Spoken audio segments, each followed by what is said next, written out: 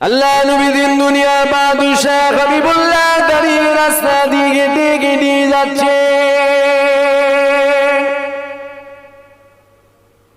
এমন সময় নবী পাকের চোখে থেকে একটা উট পড়ে গেল। কি বললো বলেন, জোরে বলেন। উট উট। আল্লাহ নবী উটের দিকে এগিয়ে গিয়েছিল। আমার রাসূলুল্লাহ উটের দিকে এগিয়ে যাবার পর বলেছিল, এই যে যুবকেরা, আমার রাসূলুল্লাহ বলেছিল উটটা কার, উটটা কার, উটটা কার, উটটা কার।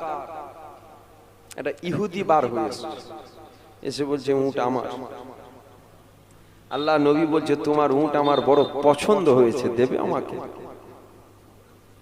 তোমার উট আমার বড় পছন্দ হয়েছে, দেবে? ইহুদি